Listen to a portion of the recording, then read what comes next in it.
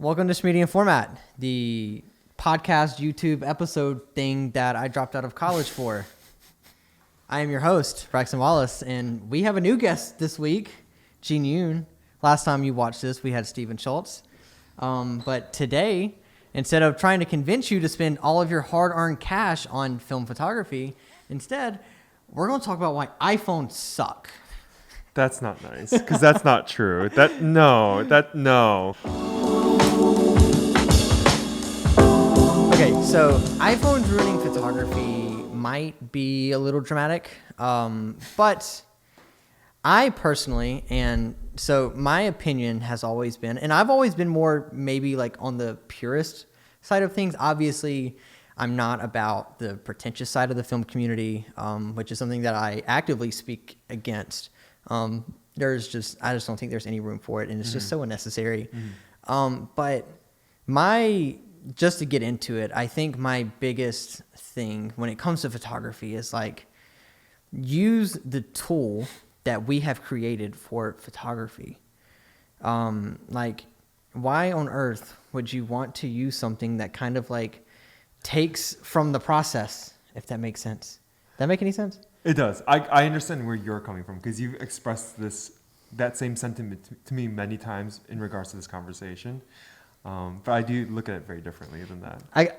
I guess the best way to start this is, why do you like mobile photography? Like, why do you enjoy taking photos on your phone?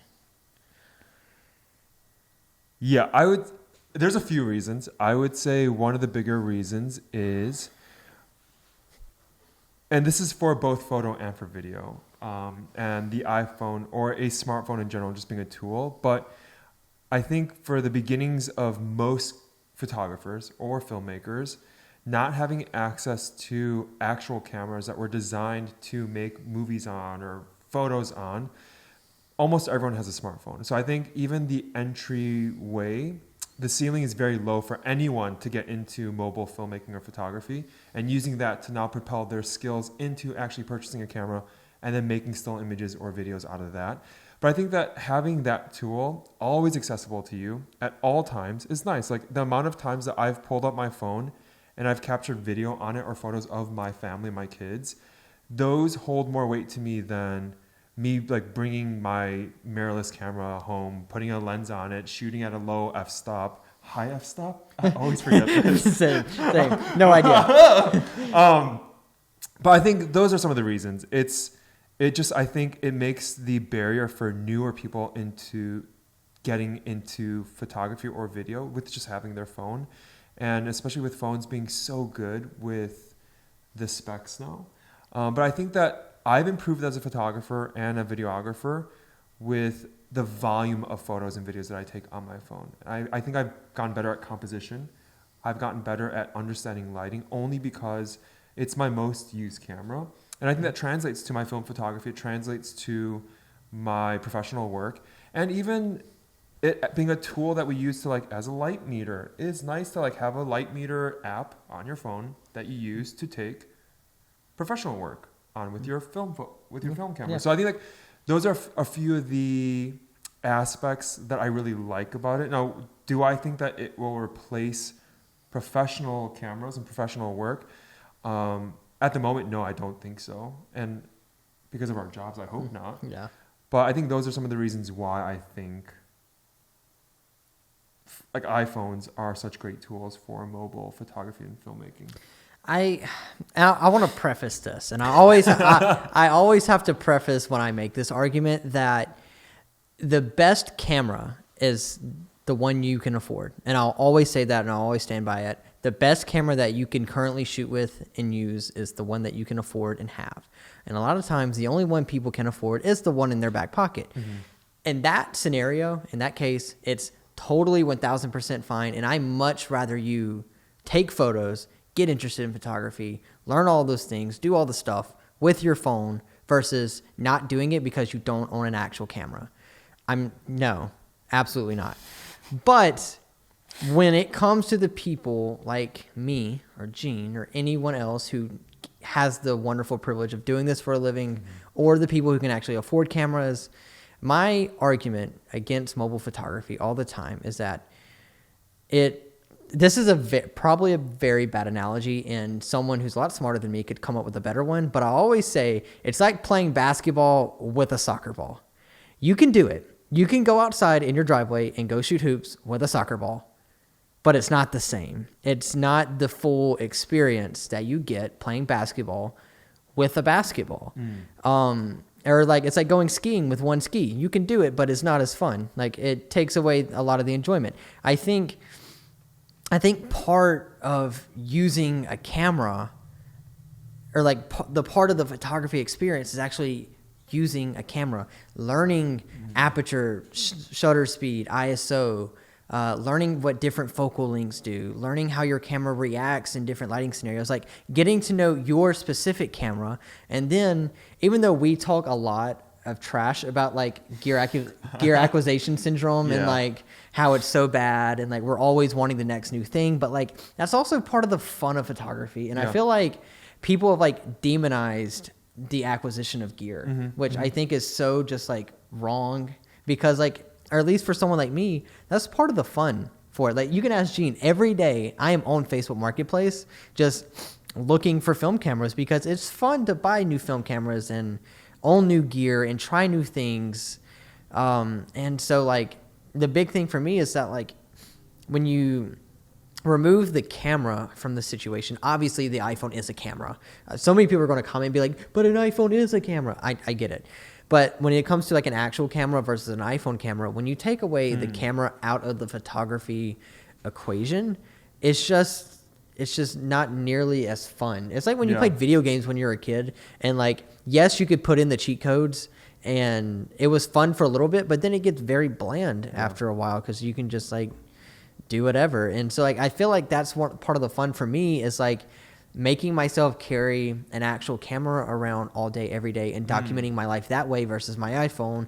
Yes, the iPhone is a lot quicker, a lot more convenient, a lot easier to access to. I mean, it basically does everything for you. You just like you open up the app, and like exposure is almost perfect. You know, you're not going to have to worry about it like shooting at 1/20th of a second or like accidentally bumping your ISO to 65,000, whatever.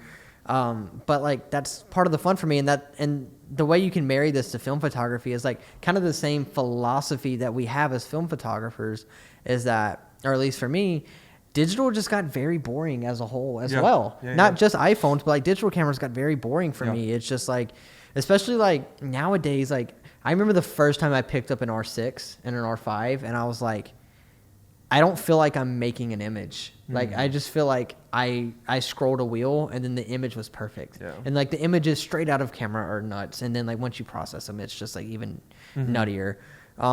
So like it's kind of the same with mobile photography for me as it is for film photography, or like with digital photography. It's that there's like, I feel like as we progress as photographers and progress in the tech world and the photography tech world in general, we just like slowly remove all of the fun aspects of photography.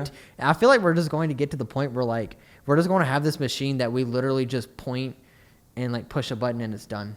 Like auto mode, but like it's actually good. You know, and again, there's going to be so many people that are like, well, I can only afford an iPhone, and that's amazing. Please do that. They're also crazy expensive now too. Yeah, that's my other thing, is like you can afford the iPhone 13 Pro Max, but you can't afford like, I would even go as far as to say me personally, I would rather shoot on like a T2i than an iPhone or something like that has like a nifty 50 on it. An old like.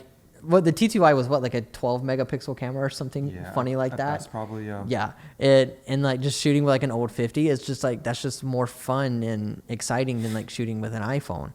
Kind of forgot where I was going with that. I think to offer, I guess, further insider perspective into why I stand where I stand with mobile photography, I think that just like film photography, as you're talking about, that it holds a special place not only now in our personal lives but in our workflow.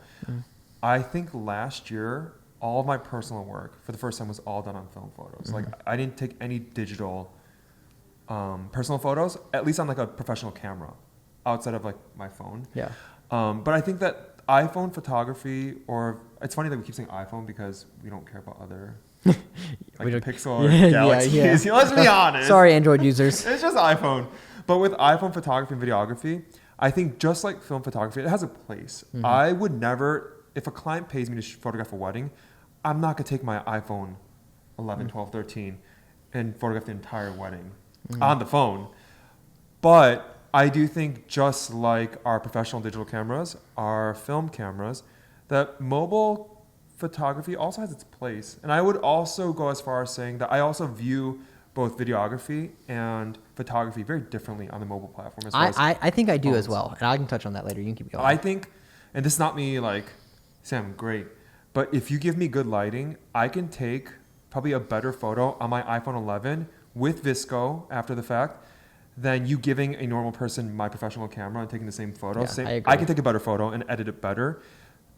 I don't think video is there with like dynamic range, with stabilization, and just the way it renders sharpness. I think it's very different. But with photography, mobile photography, I will always defend it because of that. Like, I think in the right hands, with the right skill level, you can take phenomenal photos on a phone. But there are certain shots like water shots. I'm not going to put my R6 in a water cage and then go in a pool, get a shot. I'd rather just use my iPhone for a 1 second clip. Like I think in those scenarios, iPhones have such great flexibility of how you can use them. But I'm with you. Would never replace my professional work with my professional cameras, but I do think it is a special tool for special scenarios.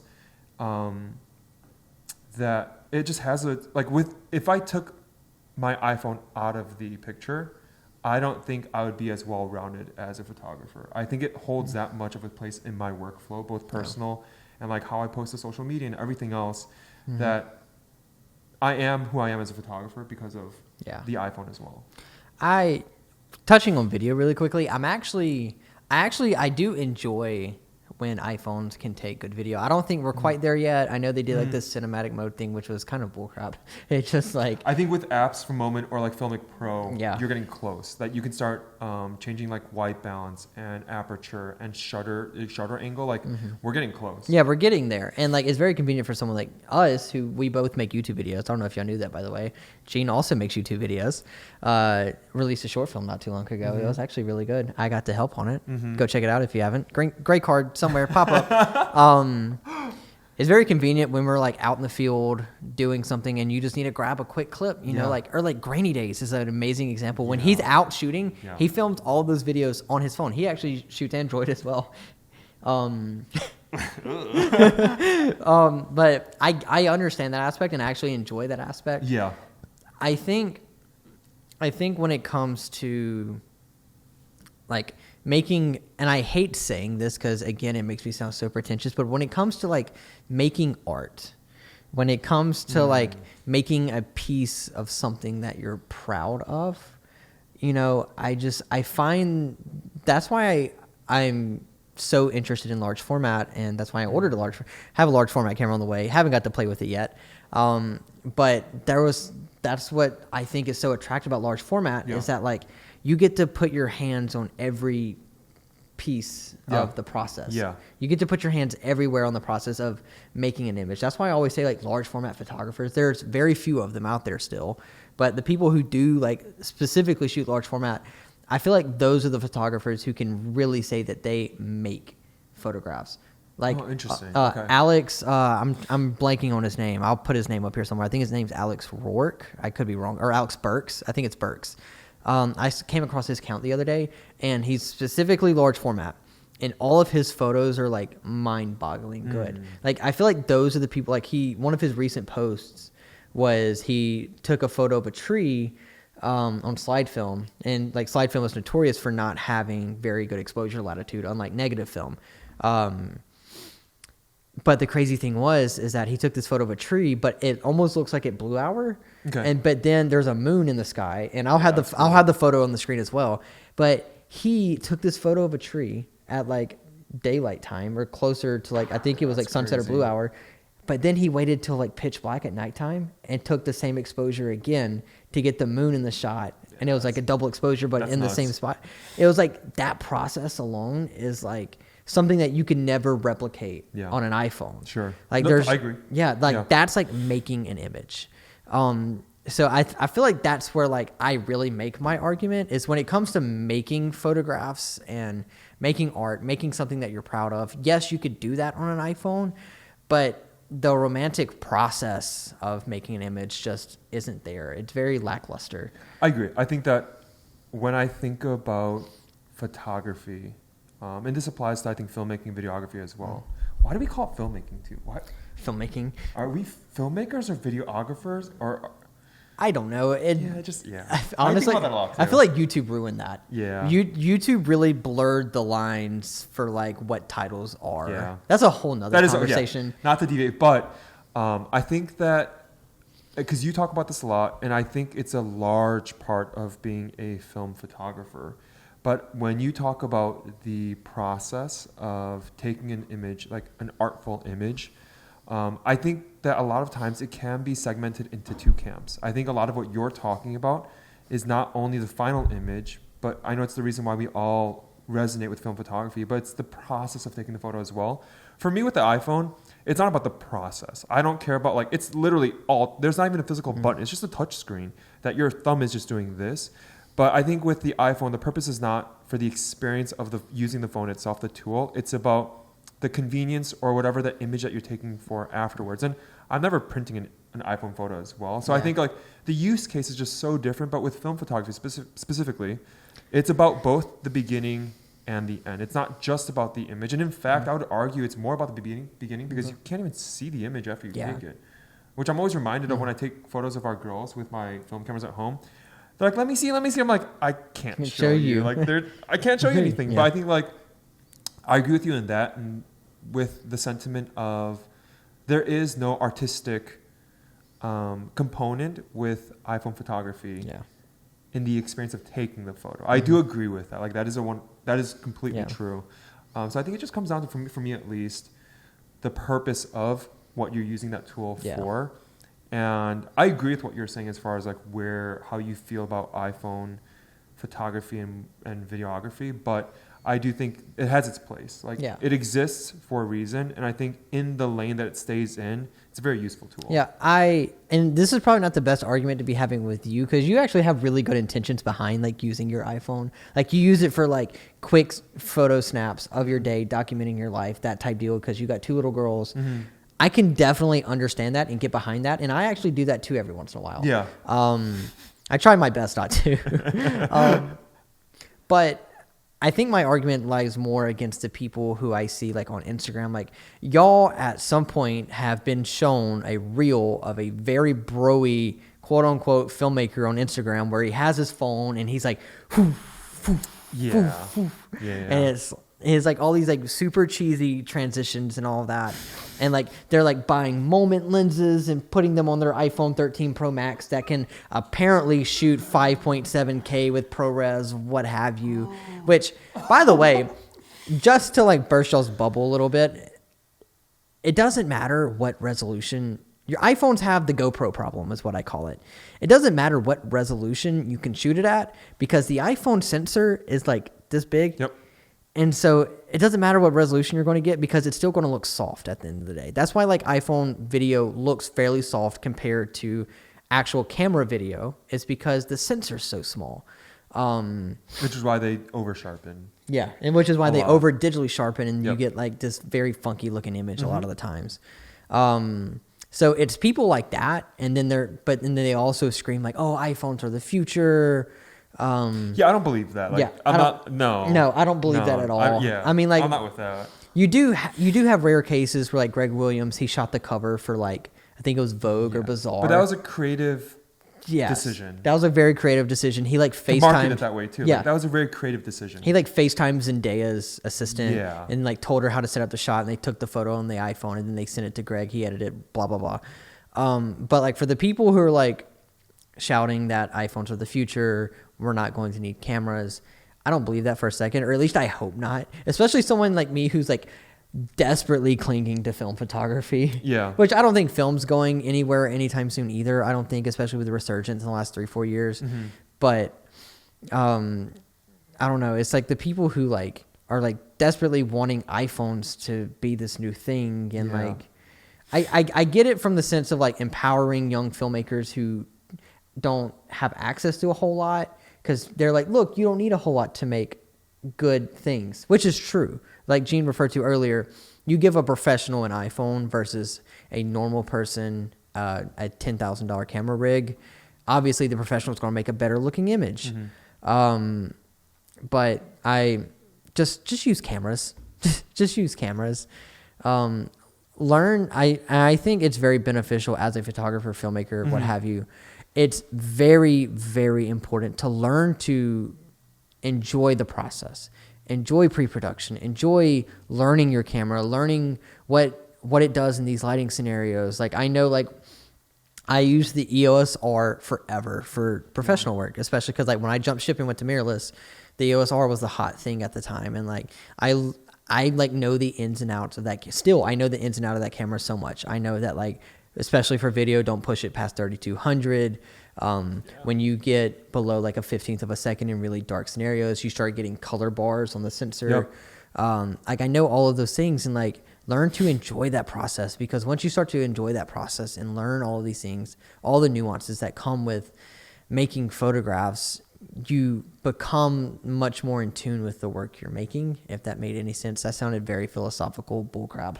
No, but I think it's true though. That holds a lot of weight. Yeah.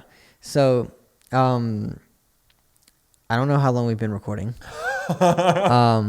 We've been kind of just shouting at iPhones for, I don't know. Let me go check. So basically, Braxton's going to get rid of his professional cameras and his film cameras, buy an iPhone 6, and make his career off of being an iPhone 6 photographer and filmmaker. Honestly, that'd be very interesting. That would be interesting. It's interesting. Yeah, like some people have made their careers off of mobile photography. Yeah, and there's like, and like people are like, people are blowing up like on TikTok every day for like doing iPhone stuff, which is great. Like more power to them. I think you're always speaking as an artist though, and that's like I think fundamentally the argument you're making is as an artist is using an iPhone artistic and taking an artful image, and that's a great perspective. Yeah, because we know people who have built careers, especially with the world of TikTok now with short form videos, the majority of those are filmed on smartphones. So it's crazy that the world that we live in now, you can make a career off of using your phone. But as an artist, is that an artistic approach? Probably not. Yeah, it just like really, at least for me, it really just ruins the process. It just, and again, that's why like I love film photography so much. It's like everything from like loading your camera to taking the photos, not getting that instant gratification of seeing your images, letting them sit for a little bit, and then getting your negatives. I self-develop and scan, so I even develop the images myself. I scan them myself, and then like I make darkroom prints myself. Like I get to have my fingers on every step of the process of making an image, and I find that for myself very fulfilling. And I'm not arguing against people who don't like that process. If you don't like it, by all means, like you don't have to do that. I'm not forcing people to do that.